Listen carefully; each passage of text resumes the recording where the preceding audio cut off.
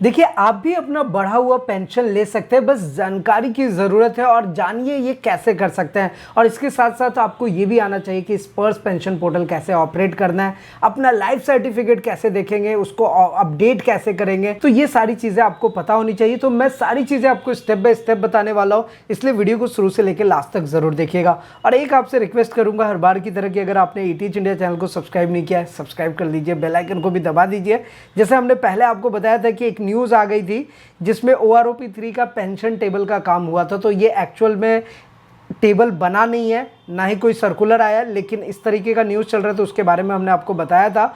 OROP3 में pension का किस तरीके से सुधार होना चाहिए, सर्कुलर 568, 7 CPC और OROP के बारे में बहुत डिटेल डेप्थ में बताया, इसलिए आपको इन सब पे काम होना चाहिए। इवन हम आपको बैंकिंग इन्वेस्टमेंट के बारे में भी बताते हैं, जैसे कि अगर आप स्टेट बैंक ऑफ इंडिया में आपका पेंशन आ रहा है तो वहाँ पर आपका 1000 रुपये जमा करके आप वहाँ से करीब करीब 1.59 लाख रुपये का रिटर्न ले सकते हैं। तो वो रिटर्न प्लान क्या है वो हमने बताया, और आगे हम कोशिश कर रहे हैं कि कुछ इन्वेस्टमेंट वाले जो ऑप्शंस होते हैं, जो बेस्ट सुरक्षित इन्वेस्टमेंट स्कीम हो, जहां पर हम पैसे को इन्वेस्ट करें और प्रॉपर रिटर्न आए, वो भी मैं आपको बताऊंगा आने वाले नेक्स्ट वीडियोस में।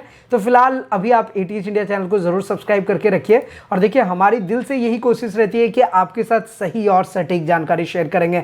तो अभी फिलहाल पेंशन बढ़ा हुआ की बात कर रहे हैं, तो सिंपल सी बात है कि कॉन्सेप्ट आएगा नॉशनल इंक्रीमेंट का। तो देखिए, यहाँ पर नॉशनल इंक्रीमेंट पे हमने एक प्रॉपर नोट बनाया हुआ है, और बहुत सारे पेंशनर्स क्या होता है ना कि नॉशनल इंक्रीमेंट की जब बात आती है तो वो कंफ्यूज होते हैं, और हमने टाइम टू टाइम हमेशा आपको नॉशनल इंक्रीमेंट के बारे में अपडेट किया है, और किस तरीके से ये आप हासिल कर सकते हैं इसके बारे में भी बताया।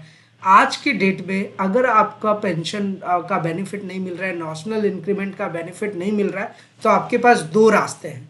मैं इसको फिर से अच्छे से डिफाइन कर रहा हूँ कि दो रास्ते। पहला तो आपके पास ये है कि आप यहाँ से कोर्ट केस कर सकते हैं। एक तो रास्ता हो गया कि हमने कोर्ट केस कर लिया, और दूसरा हमारे पास रास्ता है कि भारत सरकार का कोई ऑर्डर आए तब तक इंतजार कीजिए।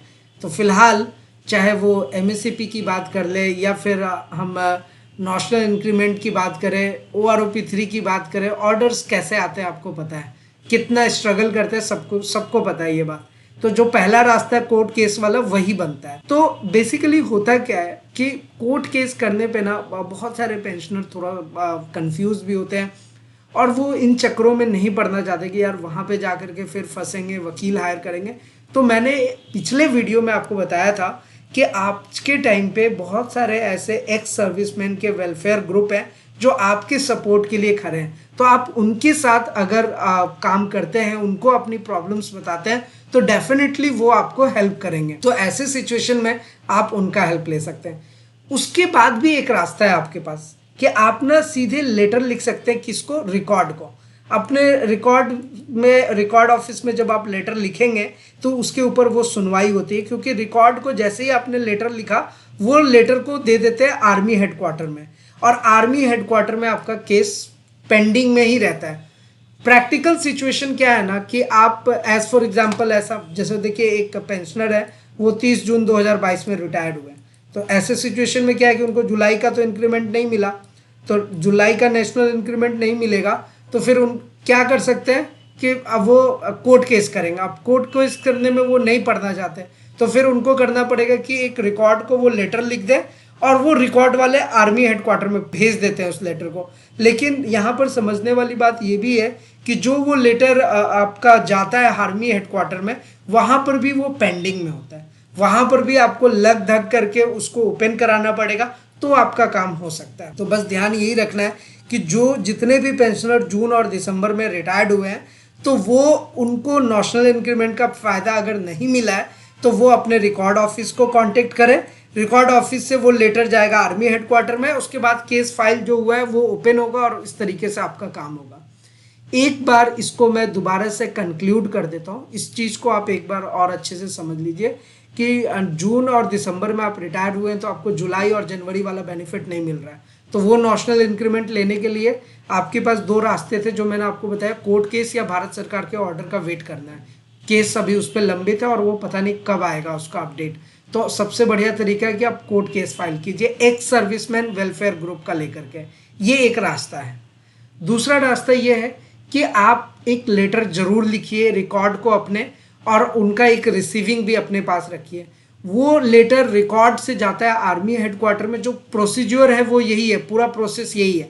अब आर्मी हेडक्वार्टर वाले के पास भी आपको लग करके उस जो पेंडिंग केस आपका बना हुआ है उसको ओपन करवाना है, और उसके बाद जब वो ओपन होगा तो अब ड्यूरेशन की बात आती है। कुछ पेंशनर्स हमारे साथ नीचे कमेंट करके पूछते हैं कि मैं जून और दिसंबर में रिटायर्ड हुआ, लेकिन ये बताइए कितना टाइम लगेगा।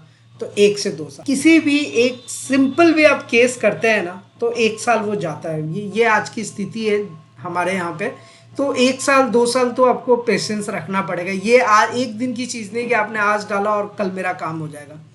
1 से 2 साल लग जाएंगे, ज़्यादा भी लग सकता है, कम भी लग सकता है, मतलब एक ऑन एन एवरेज आपका 1 से 2 साल जाएगा। तो आपको इस प्रोसेस से अगर आप काम करेंगे तो आपका बढ़ा हुआ पेंशन भी आपको मिलेगा, नेशनल इंक्रीमेंट का बेनिफिट मिलेगा, और इस तरीके से आप सारी चीज़ों को प्रॉपर वे में मैनेज कर सकते हैं। लेकिन फिर भी अगर आपके मन में कोई सवाल रह जाए, किसी भी टाइप का क्वेश्चन हो, आप हमारे साथ नीचे कमेंट करके पूछ सकते हैं। अब हम बात कर लेते हैं स्पर्श पेंशन पोर्टल की। तो स्पर्श पेंशन पोर्टल पे लॉगिन करने के लिए आपको पता है कि जस्ट यहाँ लॉगिन बटन पे क्लिक करेंगे, यूजर नेम पासवर्ड देंगे, कैप्चा कोड देंगे, तो हमारे पास एक OTP आता है। देखिए कल हमारे पास एक कमेंट आया कि जैसे हम जब लॉगिन कर रहे तो हमारे पास OTP का कोई ऑप्शन ही नहीं आ रहा। देखिए मैं आपको लाइव करके दिखा रहा हूँ।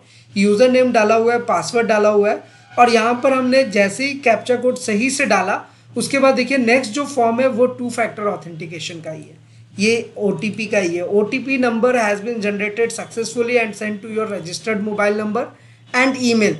OTP will expire after 10 minutes of generated. तो ये एक सिंपल सा स्टेप है जो हमेशा आपको मांगेगा ही मांगेगा जब भी आप स्पर्श पेंशन पोर्टल में लॉगिन करेंगे। हालांकि स्टार्टिंग में जो हमारे प्रीवियस वीडियोस है 1 साल पहले के, उसमें अगर आप देखेंगे तो OTP का कॉन्सेप्ट नहीं था। लेकिन आज के डेट में जो लोग पेंशनर्स ऐसे बहुत सारे कमेंट कर रहे थे कि हम लॉगिन डाल रहे हैं और हमारे पास OTP नहीं आ रहा, तो उसका सिचुएशन ये होगा कि आपने यूज़र नेम, पासवर्ड और कैप्चा कोड, देखिए यहाँ पे 3 चीज़ें हैं, शायद आप यहाँ पे ध्यान दे सकते हैं। ये देखिए यहाँ पे 3 चीज़ें, एक तो आपका यूज़र नेम है, नीचे में पासवर्ड है, और यहाँ पर ये कैप्चा कोड है। तो ये तीनों चीज़ें सही होनी चाहिए। अगर आप इसमें मिस्टेक करेंगे तो कर्सर आगे नहीं बढ़ेगा, इसलिए आप बोल रहे होंगे कि मेरा लॉगिन नहीं हो रहा, OTP नहीं आ रहा। अब ये तीनों चीज़ें सही डालेंगे तो जैसे मैंने अभी आपको दिखाया वैसे OTP आएगा। और एक लास्ट जो हमेशा मैं आपको बताता हूँ कि आप स्पर्श पेंशन पोर्टल को रिफ्रेश कीजिए, अलर्ट मैसेज आएगा, क्लिक हेयर वाले बटन पे क्लिक कीजिए, और यूनिक आइडेंटिफायर में बैंक अकाउंट नंबर और यहाँ पर अपना पर्सनल नंबर यानी कि IC रेजिमेंटल और GPF नंबर बिना स्पर्श पोर्टल में लॉगिन किए हुए यहाँ पर ये 2 डिटेल डाल करके आप अपना चेक कर सकते हैं कि आपका लाइफ सर्टिफिकेट अपडेटेड है या नहीं।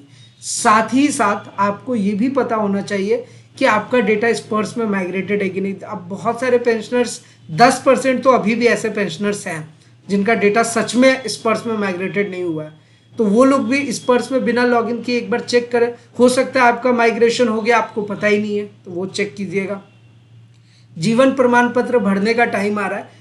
जो भी हमारे बुजुर्ग पेंशनर है जो ये जीवन प्रमाण पत्र और लाइफ सर्टिफिकेट को लेकर के बहुत ज़्यादा परेशान रहते हैं, अगर आप SBI बैंक से पेंशन ले रहे हैं तो आप डायरेक्ट बैंक में जा करके अपना लाइफ सर्टिफिकेट सबमिट कीजिए। अगर वो मना करते हैं तो उन पर प्रेशर बनाइए, क्योंकि ये नियम है।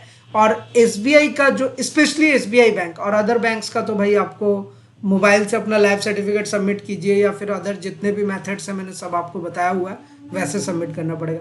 लेकिन SBI का API जो है वो स्पर्श से माइग्रेटेड है, तो वो लोग वहाँ से फिलअप करेंगे, आपका यहाँ पर अपडेट हो जाएगा। तो जिनका SBI में पेंशन आ रहा है उनको कोई टेंशन लेने की जरूरत नहीं है। इन सब के अलावा अगर आपके मन में कोई सवाल हो, किसी भी टाइप का क्वेश्चन हो, क्वेरीज हो, आपको पता है आप नीचे कमेंट करके पूछ सकते हैं। साथ ही साथ आप अपना एडवाइस, सुझाव दीजिए, अपनी जानकारी हमारे साथ शेयर कीजिए, ताकि हम उसको एक साथ मिल करके कुछ अच्छा कंटेंट बनाएं। कोशिश हमेशा यही रहती है कि आपके साथ सही और सटीक जानकारी शेयर करें। तो फिलहाल आज के इस वीडियो में इतना ही, फिर मिलते हैं किसी नेक्स्ट इंटरेस्टिंग वीडियो में।